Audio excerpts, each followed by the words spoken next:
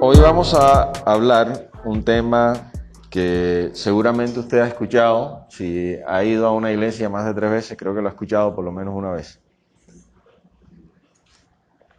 Y es ser sal y luz. Estamos en el mes del discipulado y creo que el texto que mejor describe el tema del discipulado es Mateo 5, del 13 al 16. Y ya les voy a decir por qué. Quiero que, si usted trajo su Biblia física, o si usted tiene su texto digital, lo abra por ahí. Yo voy a leer la Nueva Traducción Viviente. Y vamos a leer en el libro de Mateo, el Evangelio de Jesucristo, según San Mateo, capítulo 5, versículo del 13 al 16.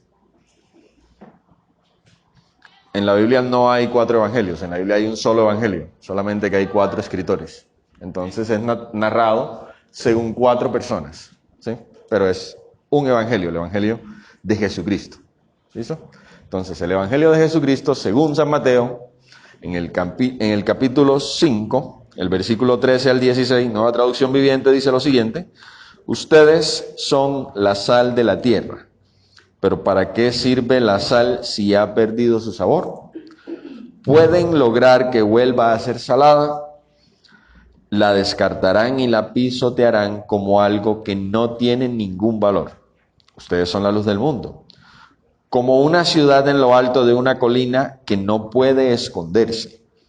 Nadie enciende una lámpara y luego la pone debajo de una canasta. En cambio, la coloca en un lugar alto donde ilumina a todos los que están en la casa. De la misma manera, dejen que sus buenas acciones brillen a la vista de todos para que todos alaben a su Padre Celestial. Eso es. Yo acabo de decir eso, yo creo que me puedo bajar y muchos de ustedes se van con una gran reflexión, porque son palabras de Jesucristo. Y las circunstancias en las que la dijo fueron bastante específicas. Esto hace parte de lo que nosotros conocemos hoy como el Sermón de la Montaña. En ese entonces era un sermón, pero para nosotros hoy es el Sermón de la Montaña. Y es que Jesucristo se puso en un lugar de una colina, una montaña, o no sé qué tan alto sea. Yo no sé si era subiendo por acá. Acá hay bastantes montañas, allá en Cartagena no hay muchas. Hay una sola, y como que si subes te atracan, entonces como que uno no va por allá.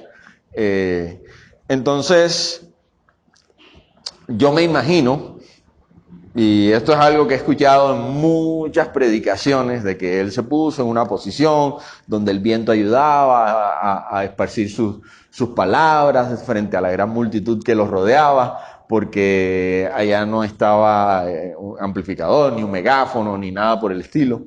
Entonces, todas esas cosas que uno se puede imaginar. Y empezó Jesús a hablar, y empezó a darnos palabra de vida eterna. Y empezó con las bienaventuranzas y después siguió con este texto y después arrancó con el juzgar a los demás y nos enseñó el Padre Nuestro y dio unas grandes enseñanzas en ese sermón. Yo creo que la fe cristiana debería basarse mayormente en ese sermón, porque es parte de lo que Cristo vino a enseñar.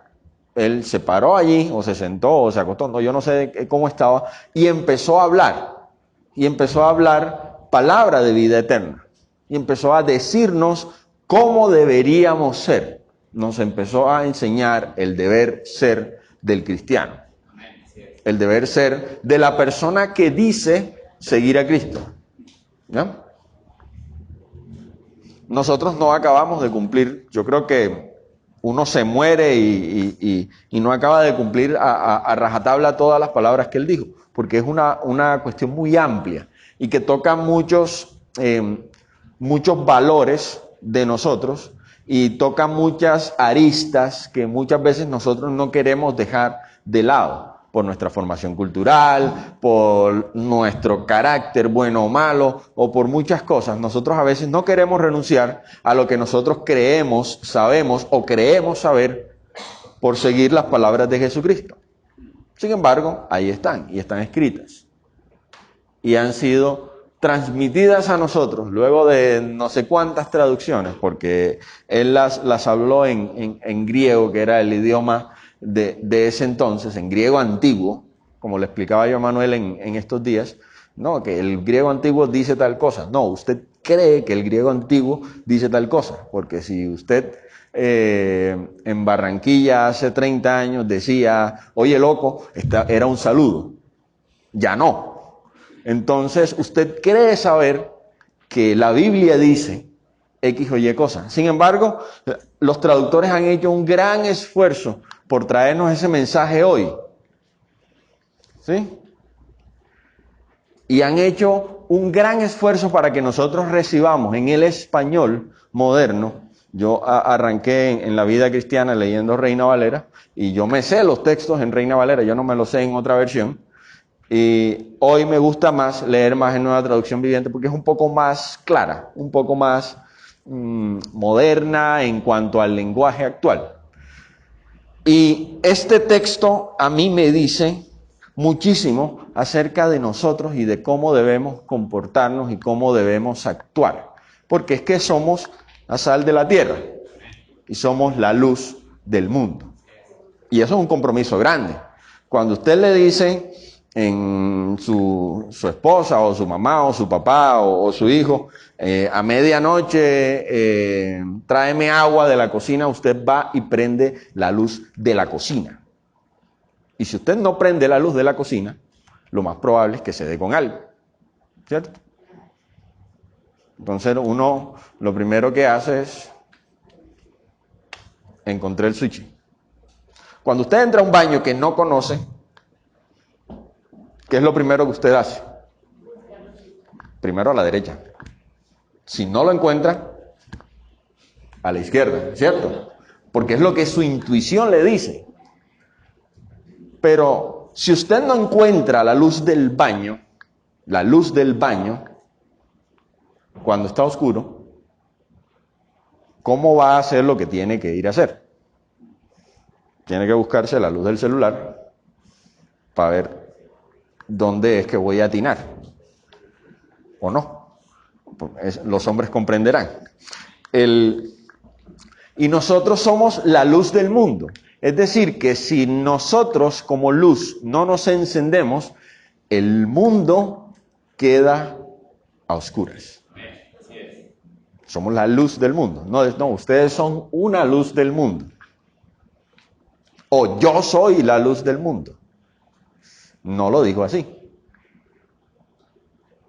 Dijo, ustedes son la luz del mundo.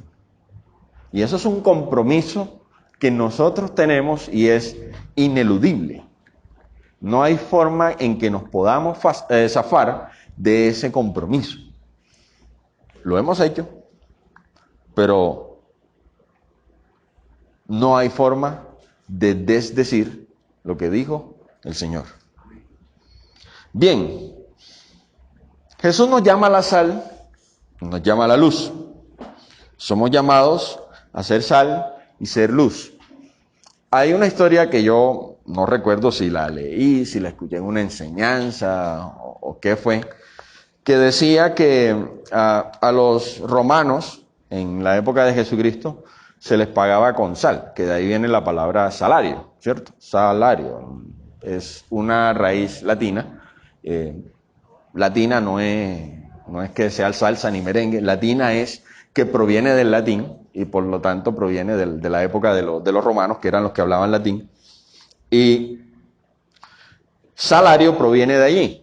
Entonces, ¿qué pasaba? Que hay gente que falseaba la moneda de ese entonces. Para pagarte menos, entonces combinaban la sal con arena,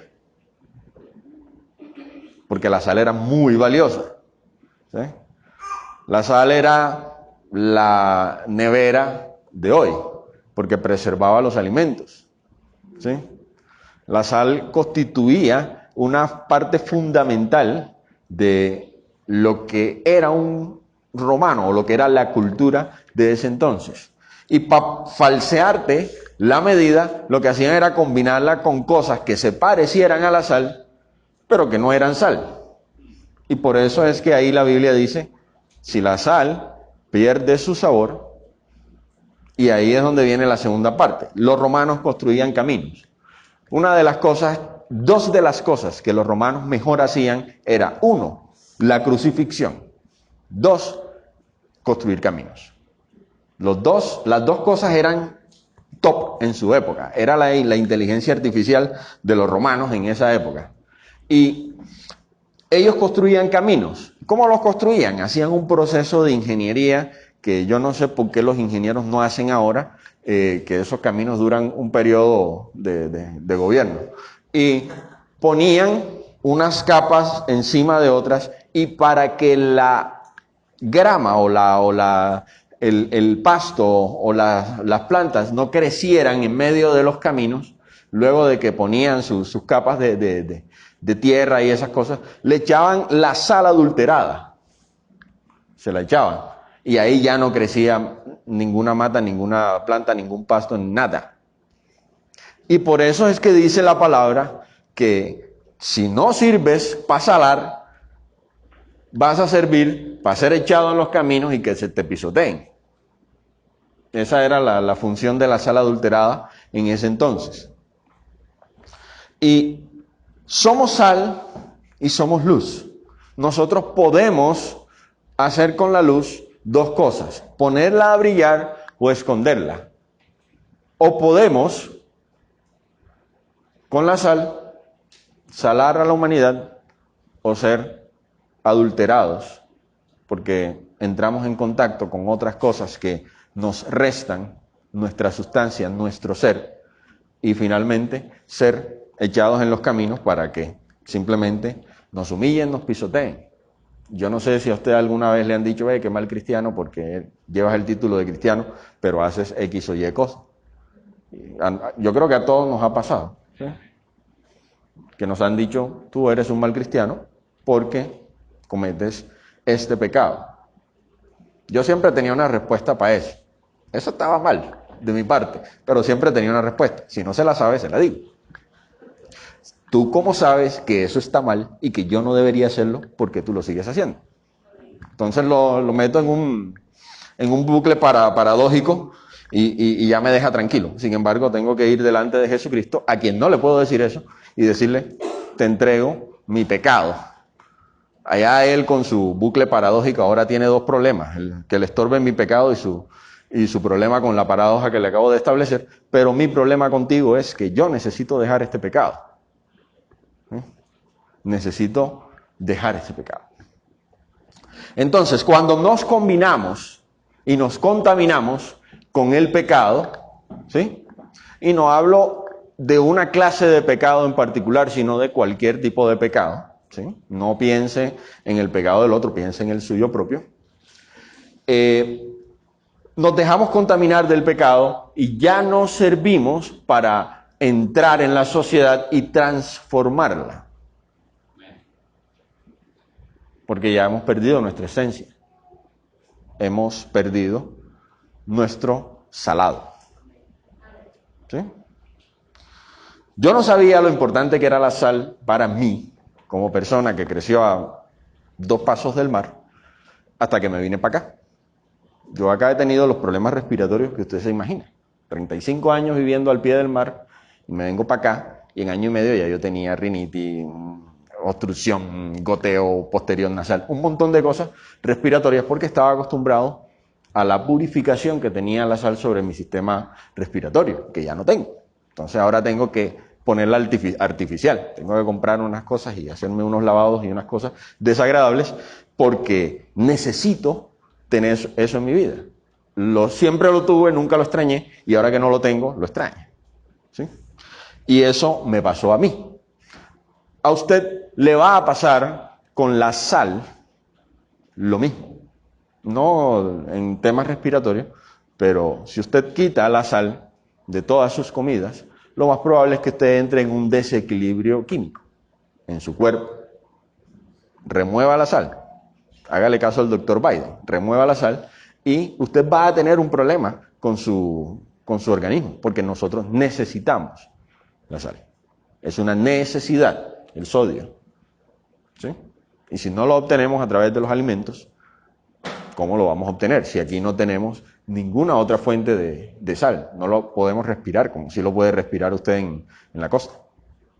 Bien, dicho todo lo anterior, quiero hablarles de algo que me llama la atención y que yo lo aprendí hace muchísimo tiempo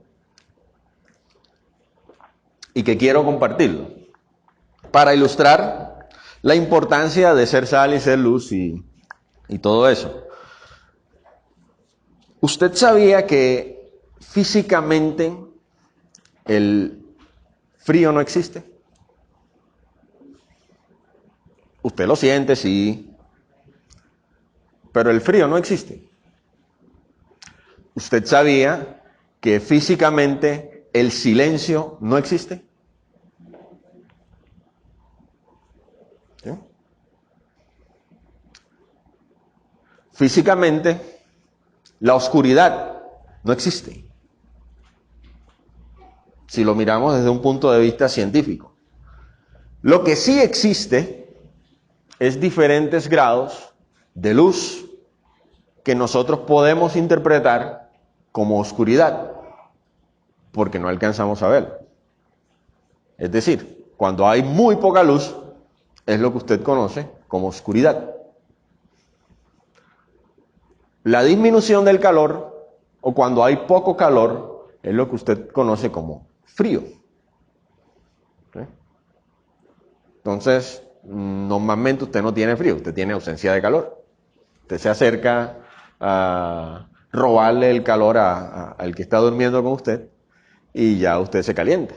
El otro queda en la olla, pero usted se calienta, ¿cierto? Y el sonido sucede exactamente lo mismo.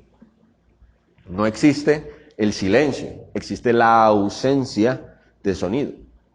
¿Eh? Esas cosas que usted experimenta cuando se queda solo en la casa y nadie le está hablando y usted puede decir, voy a trabajar en paz. Eso es ausencia de sonido. No es que sea silencio.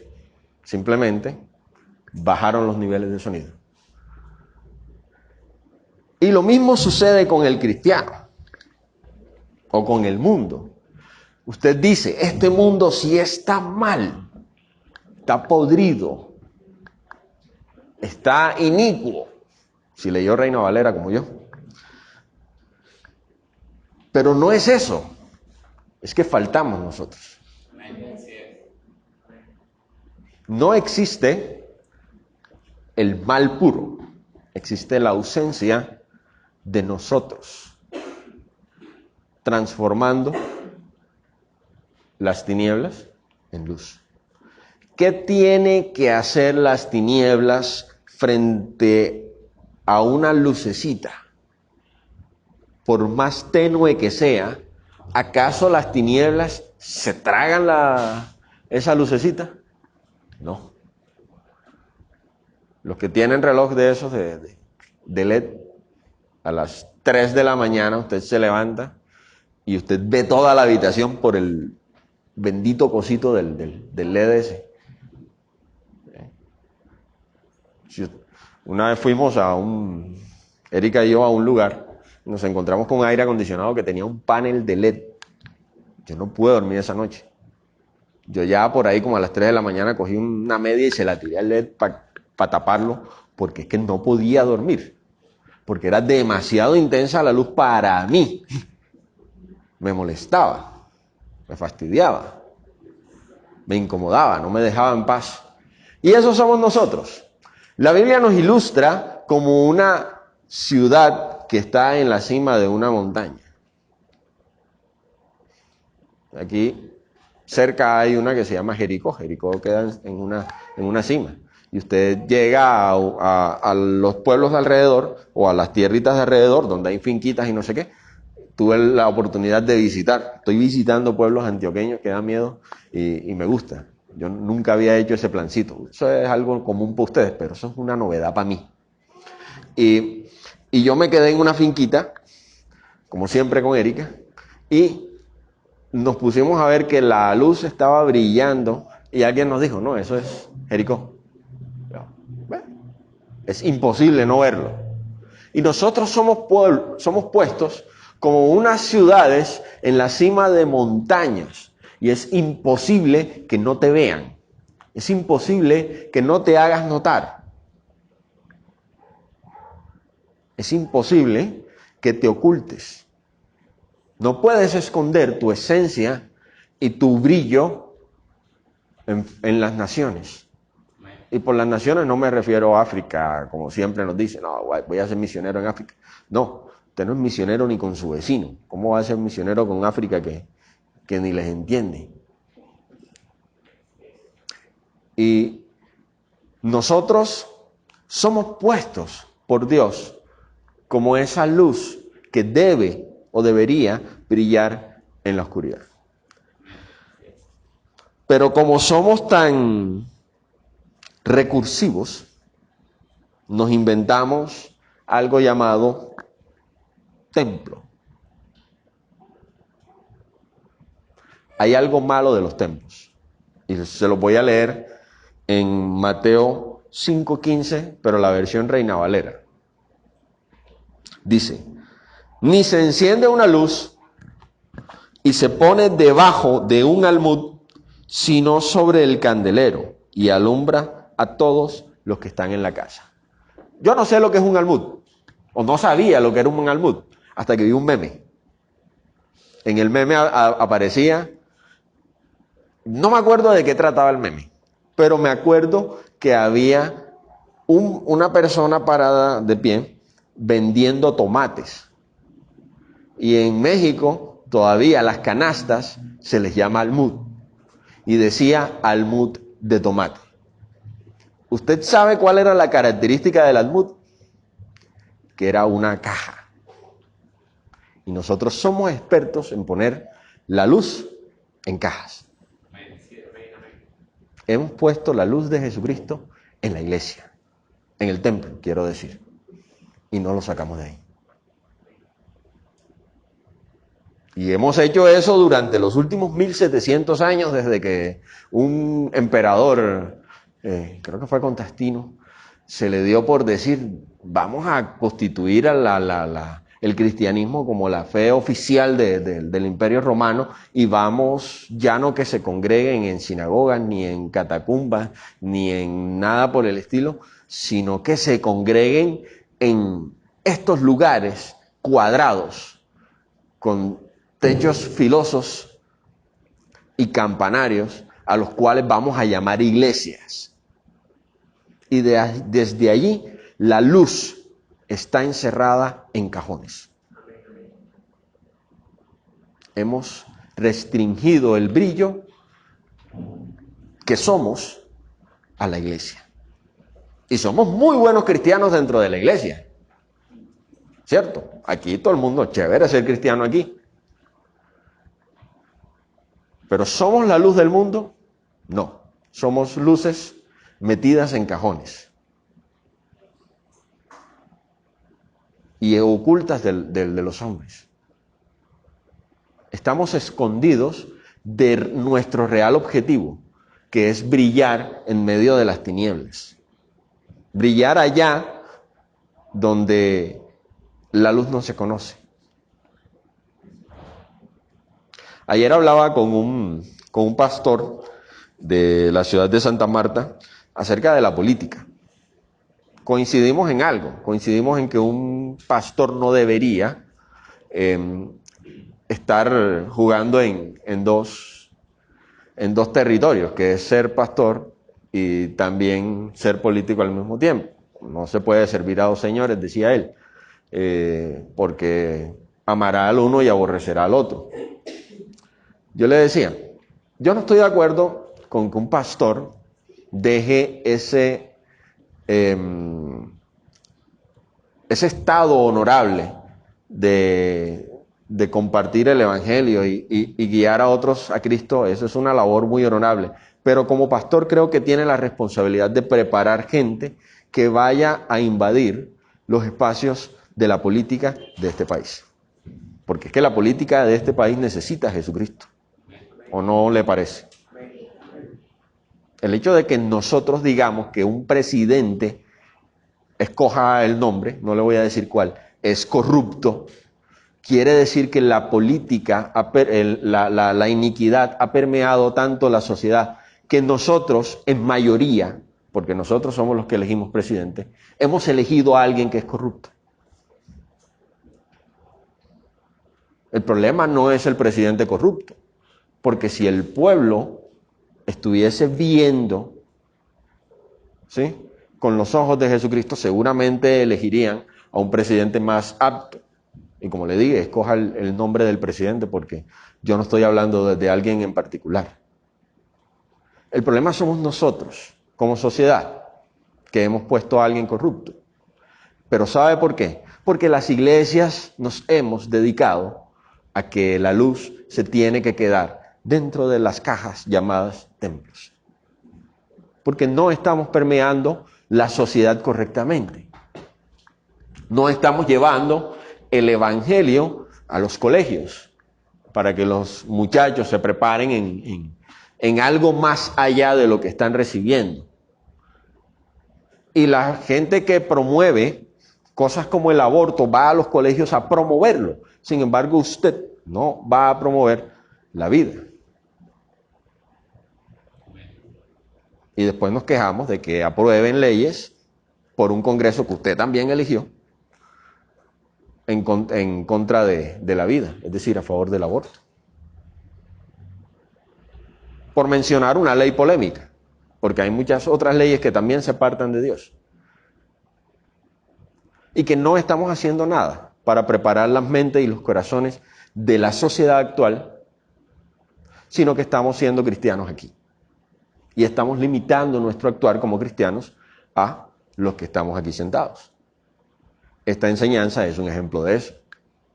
Yo estoy siendo luz dentro de la caja, desafortunadamente. En este momento, quiero decir. Pero nuestra labor va más allá de la congregación. La congregación es un punto de partida y un punto de preparación para lo que nosotros realmente podemos manifestar en los demás. La congregación es necesaria, porque es que una sola golondrina no hace verano. Nosotros debemos primero prepararnos, y eso es lo que usted viene a hacer aquí a la congregación. Usted no viene aquí a hacer la luz, usted viene aquí a prepararse para que cuando vaya allá afuera sea la luz que Dios quiere que usted sea. Esa es la labor de la congregación y esa es la labor de la iglesia. Y esa es la labor de congregarse. Y esa es la razón por la cual no podemos dejar de congregarnos. Porque es que cuando usted se deja de congregar, entonces usted empieza a perder sabor. ¿Ve? Chévere adorar al Señor. Chévere la comunión. Chévere estar aquí reunidos y cantar todos con gozo las alabanzas que se han preparado. Chévere ponerse a practicar unas alabanzas. Chévere. Todo eso es muy chévere. Pero nuestra principal labor no es eso. No es el fin. Es un medio. Nuestra principal labor es allá afuera. Donde el que tiene pensamientos suicidas. Donde el que no ha conocido a Jesucristo. Donde la niña que está desesperada porque quedó embarazada desafortunadamente y quiere abortar, donde hay gente consumiendo una sustancia tras otra porque ninguna lo llega a satisfacer. Ahí es donde está nuestra labor y esa es la razón de ser de la congregación, esa es la razón de ser de la iglesia. Para eso somos llamados y para eso somos encendidos como lumbreras, porque somos la luz del mundo. Si usted está esperando que el presidente de turno solucione los problemas sociales que usted como cristiano debería empezar a solucionar, por lo menos en su área de influencia, usted está en nada. Está esperando demasiado de alguien que no tiene en sí mismo la luz. Nosotros nunca hemos tenido un presidente de verdad cristiano. Nunca. En toda la existencia de... Lo más cercano que hemos tenido es un presidente que se hace el cristiano, pero después va a donde otra fe y se hace otra fe. ¿Sí? Pero no espere que alguien dé lo que no tiene. Y nuestras autoridades gubernamentales no tienen a Cristo. El que tiene a Cristo es usted.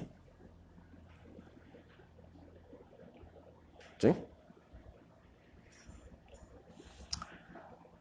Quiero darles finalmente lo bueno de mis enseñanzas es que en la siguiente el pastor le da unas más animadas.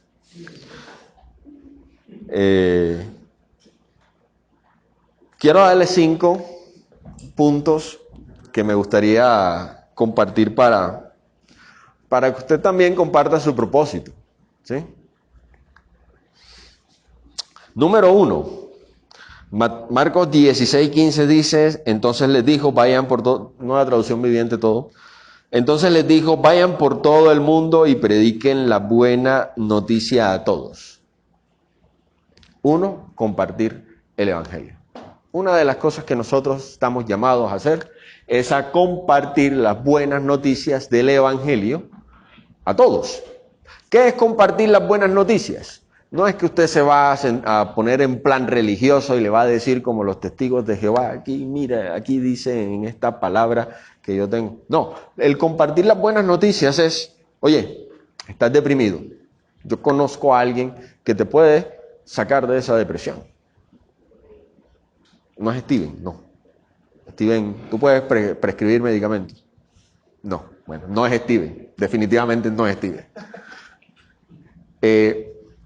Sino Jesucristo, que te puede ayudar y te puede llevar a otros lugares, sacarte de la depresión y ponerte en otros estados. Tú tienes un problema familiar, yo conozco a un Cristo que transforma familias. Tienes un problema de plata, trabaja, número 1. 2, tengo un Cristo que te ayuda a conseguir un buen empleo. Sí, no, yo no voy a predicarles evangelio de prosperidad, estoy muy viejo para eso. Eso es compartir la buena noticia. Simplemente lo que Dios hizo por mí, también lo puede hacer por ti, porque es que tú no eres menos gente que yo. ¿Sí? Y si Dios a mí me restauró de una familia donde estaban pasando X o Y circunstancias, si Dios me restauró de una relación o me levantó de una relación donde tenía tales abusos, si Dios a mí me sanó de tal enfermedad que a los médicos les pareció incurable, a ti también te puede pasar. ¿Por qué no? Entonces compartir el evangelio es eso. Escuchaste algo, eres testigo de algo y simplemente lo manifiestas a otro. Como cuando te quieren a ti meter en el trading. No. Te ganas no sé cuántos y te meten en el trading. Bueno, esto pero real, ¿ya? Entre paréntesis, el trading no es real. Juan 13:34. Así que ahora les doy un nuevo mandamiento. Ámense unos a otros, tal como yo los he amado. Ustedes deben amarse unos a otros. Mostrar amor y compasión. Eso es algo bien complicado. Empezando porque uno no puede dar lo que no tiene. ¿Sí? Entonces usted no es una fuente inagotable de amor y de compasión. ¿Cierto? Usted tiene que ser lleno cada día. ¿Sí? Y si va a orar por su esposa, ore, o por su esposo, ore, Señor, dale de tu amor y de tu compasión. A ver si me salpica un poquito a mí de eso. Y no, normalmente Erika tiene que orar por mí por eso, no malinterprete. Y nosotros debemos hacer eso, mostrar amor y compasión. Eso que hemos recibido de parte del Señor, nosotros también manifestarlo a otros. Dios a ti te perdonó una cantidad de pecados. Sin embargo, nosotros estamos con los demás a rajatabla y decimos, no, es que usted me la hace, usted me la paga. cuando Dios a ti te perdonó primero. ¿Sí? Y tenemos que mostrar de su amor y de su compasión, tenemos que aprender de lo que Él nos ha dado. Entonces, ámense los unos a los otros como yo los he amado, ustedes también deben amarse. Y hay que ver que el Señor nos amó bastante. Tercero, servir a los necesitados. Tuve hambre y me alimentaron, tuve sed y me dieron de beber, fui extranjero y me invitaron a su hogar. Mateo 25:35. Y ahí sigue mencionando otro tipo de cosas. A veces nosotros sacamos como excusas, como cristianos, que la otra persona se merece lo que está pasando para no tenderle la mano. Que normalmente las cosas que nosotros sufrimos son consecuencias de nuestras propias decisiones, pero eso no dice la Biblia, o no tiene nada que ver con lo que la palabra dice. Ahí no te están diciendo si la persona que está en el problema no se lo merece, entonces tú eres quien le va a tender la mano. No, ahí dice que quien tenga una necesidad, nosotros somos como cristianos, obligados por la palabra, no porque lo dice Abraham o porque lo dice el pastor Eliseo ni nada por el estilo, obligados por la palabra a actuar como Cristo actuaría. Y yo no me imagino a Cristo predicando, el buen samaritano diciendo, el hombre que estaba caminando de tal ciudad a tal otra, fue asaltado, porque es que si él sabía que ahí había guerrilla, ¿para qué se metió por ahí? Y entonces, como lo asaltaron, los fariseos y los maestros de la ley tenían razón en pasarle por el costado, porque es que ¿para qué se metió por ahí si él sabía que esa vía estaba mala, si eso estaba caliente? Esa no es el sentido de la palabra, porque es que nosotros no estamos llamados a ser misericordiosos y a ser buenos solamente con aquellos que se lo merezcan desde nuestro punto de vista, porque si lo miramos objetivamente nadie se lo merece. Somos llamados a ser generosos y servir a los necesitados. Punto. Practicar la justicia y la misericordia. Número 4. Oh pueblo, el Señor te ha dicho lo que es bueno y lo que Él exige de ti. Que hagas lo que es correcto, que ames la compasión y que camines humildemente con tu Dios. Miqueas 6:8. Miqueas es un profeta menor en el Antiguo Testamento. Profeta menor porque escribió poco o porque no escribió directamente de Jesucristo. La verdad es que tengo la duda. Unos dicen una cosa, otros dicen otra. Sin embargo, profeta es profeta. Y él dice que Dios nos exige, no sugiere, no propone, nos exige que hagas lo que es correcto, que ames la compasión y que camines humildemente con tu Dios. Entonces son exigencias, son demandas que tiene el Señor con nosotros. Y finalmente, vivir una vida íntegra y ejemplar. Y si las 4 anteriores le parecieron difícil, esta es más tesa todavía. De la misma manera, dejen que sus buenas acciones brillen a la vista de todos, para que todos alaben a su Padre Celestial. ¿Sabe? ¿Usted quiere saber si alguien es bueno? Pregúntele a sus hijos. Porque ellos se dan cuenta de todo.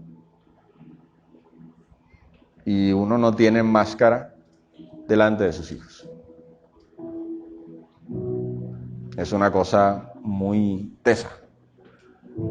Y ellos, siempre lo digo, y no me cansaré de decirlo, ellos no hacen lo que usted le dice, ellos hacen lo que usted hace.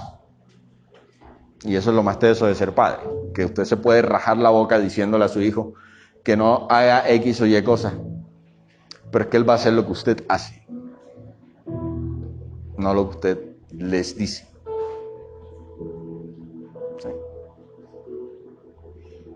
Y eso determina en gran parte el éxito o el fracaso de sus hijos. Y eso es muy teso. Yo entiendo a los que no quieren tener hijos. Teniendo 4, los entiendo. Es muy teso. ¿Sí? Es satisfactorio, como para que usted se olvide de lo teso que es, sí, pero sigue siendo muy teso. Y Dios es nuestro Padre. Y si usted considera a Dios su Padre y se considera usted a sí mismo hijo de Dios, ¿qué es lo que va a hacer? Las obras que usted ha visto de Él. O eso es lo que debería hacer. Indistintamente del lugar donde usted nació, indistintamente de la cultura circundante, indistintamente de lo que se crea como bueno o malo, indistintamente de quién esté gobernando, usted va a hacer lo que su padre es, o debería hacer lo que su padre es. Seguir su ejemplo, seguir sus mandamientos, sus estatutos, y seguir su norte, su propósito en usted. Y eso que usted es, y si usted sigue el propósito de Dios en su vida, inevitablemente usted va a hacer luz en las tinieblas. Eso es algo que usted va a hacer. No nos olvidemos de sacar la luz de este cajón. El mes del discipulado, que no solamente sirva para darnos un mes, o un propósito, o una serie de enseñanzas, sino que también le ayude a usted a tomar a otros, a hacerlos discípulos, como dice la palabra. No aquí dentro, sino afuera, donde realmente está la necesidad, donde realmente se necesita la luz. Aquí estamos sobreiluminados en algunas ocasiones. ¿Sí? Eso es bueno cuando usted va a hacer un video, pero en la vida cristiana no. Necesitamos llevar la luz donde no la hay. Póngase sobre sus pies, vamos a orar.